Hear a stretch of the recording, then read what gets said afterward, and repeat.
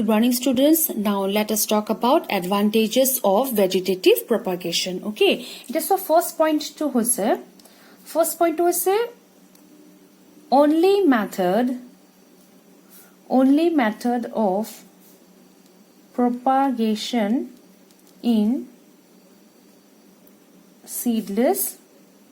plants. যিবিলাক seedless plants হয় নহয় তাহাঁতি propagate কৰিব পৰা multiply কৰিব পৰা অকল মানে one and only method is through vegetative propagation. Okay, এই এনেকুৱা ধৰণৰ vegetative propagation বোৰ য'ত তুমি যোনবোৰ seedless হয় আৰু তাহাঁতৰ অকল মানে vegetative propagation through দিহে তাহাঁতি propagate কৰিব পাৰে সেইবোৰ হৈছে banana, sugarcane, grape, orange, etc. Okay, তেনেকুৱা আৰু বহুত examples থাকে ঠিক আছে. Next point to হৈছে যে ইয়াত কি হয় plants retain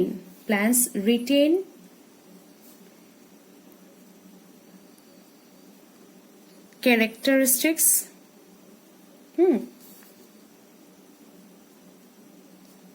without any variation. It is so vegetative propagation. Tamne ki tahati yat tumar kuno dhৰণৰ sexual reproduction show kora nai. Tahati vegetatively propagate hoise. Tamne direct plant body the parent plant body eta part কি হৈছে আমি propagule হিচাপে use কৰিছো হয় না so যোনটো নতুন plant এটা প্ৰডিউস হল অফস্প্ৰিং টু প্ৰডিউস হল তাহাঁতি কি কৰে দে ৰিটেইন তাহাঁতি ৰাখি থয় কি ৰাখি থয় তাহাঁতৰ পেৰেন্টছৰ ক্যাৰেক্টাৰিষ্টিক্স বোৰ ৰাখি থয় ওকে সেই কাৰণে কি হয় উইদাউট এনি ভেৰিয়েশন কোনো ধৰণৰ চেঞ্জেস তাত নাহে বুজি পাইছানে ওকে আৰু সো এইবোৰ কি হয় rapid multiplication কোনো ধৰণৰ সেক্সুয়াল ৰিপ্ৰডাকশনৰ কথা নাই গ্যামেটস প্ৰডাকশনৰ কথা নাই ফাৰ্টিলাইজেশনৰ কথা নাই সো কি হয় টাইম বহুত সেফ হৈ গৈছে না তো কি হৈছে ৰেপিড মাল্টিপ্লিকেশন হয় বুজি পাইছা না তাহাঁতৰ মাল্টিপ্লিকেশন প্ৰসেসটো খুব fast okay next point is your genetic uniformity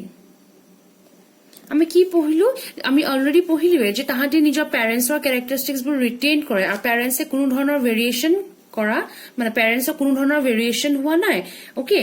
তাহাঁতৰ জেনেটিক কোনো ভেৰিয়েশন হোৱা নাই সো আলটিমেটলি আমি কি কম যে পেৰেন্টছ এন্ড ক্লোনস বিলা কি হয় genetically uniform okay genetic uniformity আছে তাহাঁতৰ মাজত ঠিক আছে তাৰ পিছত এই যোনবোৰ অফস্প্ৰিং প্ৰডিউস কৰিছে দে আৰ ডিজিজ ফ্ৰী অফস্প্ৰিং বিলা কি হয় ডিজিজ ফ্ৰী কাৰণ সো যদি পেৰেন্টছৰ হেতু প্ৰবলেম নাই পেৰেন্টছৰ কোনো ধৰণৰ ডিজিজ নাই তাহাঁতি ৰেজিস্ট্যান্ট হয় তো সেই ক্লোনস বিলাকো মানে তাহাঁতৰ অফস্প্ৰিং বিলাকো কি হ'ব ডিজিজ ফ্ৰী হ'ব হয় নহয় তাৰ পিছত সোৱা নেক্সট পইণ্টটো হৈছে সাৰ্ভাইভেল rate is 100% okay এতিয়া সোৱা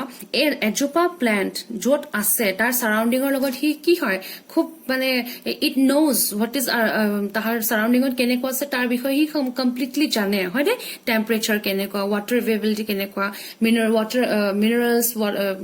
ওয়াটাৰ হেড প্ৰেজেন্স বোৰ কেনেকুৱা বা কিবা ধৰণৰ বেলেগ কম্পিটিশন আছে নেকি উইথ আদাৰ প্লান্টস হেবোৰ হি সব জানে সো তাৰ কি হয় সাৰ্ভাইভেল ৰেটটো 100% হৈ যায়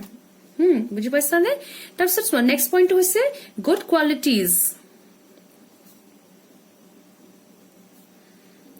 qualities of plants preserved for long time এতিয়া চোৱা প্লান্টছৰ কিবা এটা ক্যাৰেক্টাৰিষ্টিক্স আছে সেই ক্যাৰেক্টাৰিষ্টিকটো ভাল হয় না সাপোজ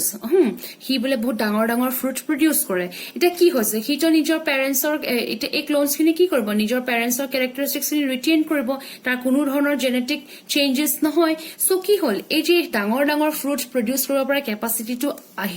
মানে পেৰেন্টছৰ আছিল তাৰো আহিলে ন so that is a good quality আমি ডাঙৰ ডাঙৰ ফ্ৰুট পাইছো সো সেই কোৱালিটিটো কি হৈছে তোমাৰ লং টাইমৰ কাৰণে প্ৰিজাৰ্ভড হৈ আছে বুজি পালানে ইজ দ্যাট ক্লিয়াৰ ওকে আৰু লাষ্ট পইণ্টটো হৈছে যে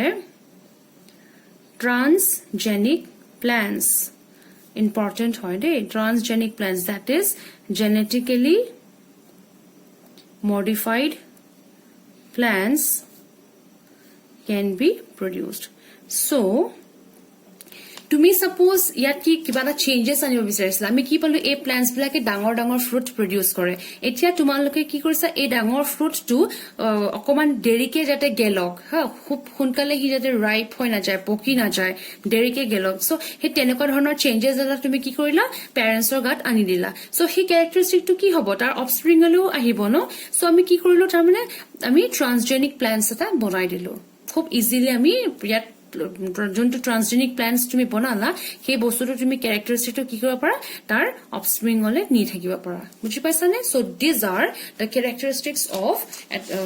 এডভান্টেজেছ অফ ভেজিটেটিভ প্ৰপাগেশ্যন ঠিক আছে now we will talk about the disadvantages এতিয়া চোৱা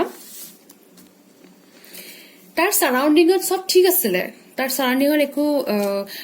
মানে তাৰ এনভায়ৰনমেন্টটো ভাল আছিলে পানী ভাল আছিলে ফুড ভাল আছিলে আৰু তাৰ কোনো ধৰণৰ কম্পিটিশন নাছিলে বা তাৰ কোনো ধৰণৰ ডিজিজ কজ কৰিব পৰা প্যাথোজেন নাছিলে ওকে ডিজিজ কজ কৰিব পৰা প্যাথোজেন নাছিলে হে বা যদি আছিলেও নহয় তথাপিও কি আছিলে হি ৰেজিস্ট্যান্ট আছিলে বুজি পাইছানে কিন্তু কিবা কাৰণে তাৰ এনভায়ৰনমেন্টত তাৰ সাৰাউণ্ডিঙৰ এনভায়ৰনমেন্টত চেঞ্জেছ হৈ গল আৰু সেই চেঞ্জেছ হৈ যোৱা কাৰণে এতিয়া হি কি হৈ গল prone to viral, bacterial, and fungal diseases. তাৰ কি হৈ গল তাৰ ডিএনএ চেঞ্জ আহি গল ওকে পেৰেন্টস ডিএনএ চেঞ্জ আহি গল চেঞ্জেছ আহি যোৱাৰ কাৰণে এটা কি হৈ গল হি আগৰ নিচিনা হি ৰেজিস্ট্যান্ট হৈ থকা নাই হি তাৰমানে পাৱাৰফুল হৈ থকা নাই এতিয়া হি প্ৰোন হৈ গল তাৰমানে এটা সহজে ভাইৰাছে বেক্টেৰিয়া বা ফাংগাছে কি কৰিব পাৰে এটাক কৰিব পাৰে বুজি পাইছানে ওকে কিয় কাৰণ পেৰেন্ট ডিএনএ আমাৰ কি হল চেঞ্জেছ আহি গল হয় না এটা সব পেৰেন্টটো যেনেকুৱা থাকে ডাইৰেক্ট ক্লোনস বিলাক কি হয় সেম থাকে ন পেৰেন্ট আৰু ক্লোনবোৰ সেম থাকে সো পেৰেন্ট ডিএনএ যদি চেঞ্জ হল এই ক্লোন ডিএনএ চেঞ্জ হৈ গল হয় না ইয়াতো কোনো ধৰণৰ ভেৰিয়েশন অহা নাই ন বোলে মেল ফিমেল লগ লাগিছে তাহাঁতি আকৌ বেলেগ ধৰণৰ এটা ক্যাৰেক্টাৰিষ্টিক শো কৰিছে তেনেকুৱা ধৰণৰ ইয়াত একো কথা নাহে যিটো পেৰেন্টৰ আছে সেইটোৱে ক্লোনৰ হ'ব সো ইয়াত যদি পেৰেন্টৰ কিবা চেঞ্জেছ আহি গল বেয়া মানে প্ৰফিট থকা নহয় লছ থকা হয় সো ইয়াত কি হ'ব আৰু সেই কেনেকুৱা চেঞ্জেছ আহিব পাৰে বোলে এটা দিয়ে পেৰেন্টটো কি হৈ গল সাসেপ্টেবল হৈ গল মানে প্ৰোন হৈ গল মানে তাক এটা সহজে ভাইৰাছ বেক্টেৰিয়া বিলাকে এটেক কৰিব পাৰে তেতিয়া হলে কি হ'ব এতিয়া অফস্প্ৰিংটো খুব সহজে তাৰ ডিজিজ হ'ব পৰা হৈ গল তাৰ মানে বুজি পাইছানে ওকে বহুত ডাঙৰ ডিসএডভান্টেজ হৈছে যে নো ভেৰিয়েশন বহুত ডাঙৰ এটা ডিসএডভান্টেজ এটো হৈছে সো একো চেঞ্জেছ নাহে পেৰেন্টছৰ নিচিনা সেম সিমিলাৰ ক্লোনস বিলাক পেৰেন্টছৰ নিচিনা সেম হেতু ভাল কথাও হয় কিন্তু কেতিয়াবা কি হয় বেয়া কথাও হয় why আমি প্ৰথম টপিকটো চালো যে ই প্ৰোন কেলে হল এই ডিজিজেস বিলাক যে হ'ব পৰা হৈ গল কিয় কাৰণ তাৰ কোনো ধৰণৰ ভেৰিয়েশন নাহে হি যেনেকুৱা পেৰেন্টৰ নিচিনা পেৰেন্ট যেনেকুৱা আছিল হিও তেনেকুৱাই হ'ব কিন্তু বোলে মেল এণ্ড ফিমেল লগ লাগি মেলি জাইগোটটো প্ৰডিউস কৰিলে এই জাইগোটটো আকৌ দুইটাৰ ক্যাৰেক্টাৰিষ্টিক্স বিলাক শো কৰিব বা বোলে যোনটো ভাল নেগেটিভটো শো কৰা নাই পজিটিভটোহে শো কৰিছে তো তেতিয়া কি হৈ গল ইয়াৰ ভেৰিয়েশন আহি গল ন ইয়াৰ আগত বোলে ইটো বেয়া হৈ আছিলে ফিমেলটো কিন্তু এতিয়া অফস্প্ৰিংটো কিন্তু পজিটিভ হৈ গল তাৰমানে ভাল হৈ গল বুজি পাইছা তো তেনেকুৱা ধৰণৰ ভেৰিয়েশন কিন্তু ইয়াত নাহে কাৰণ ইয়াত কি হয় তোমাৰ সেক্সুয়াল ৰিপ্ৰডাকশনৰ কোনো কথাই নাহে ন কম্বিনেশনৰ ৰিকম্বিনেশনৰ দুটা ডিফাৰেন্ট ক্যাৰেক্টাৰিষ্টিক কম্বাইন হোৱাৰ কোনো কথাই নাথাকে বুজি পাইছানে ইয়াত কি হয় চোৱা নো ডিসপাৰ্সেল অফ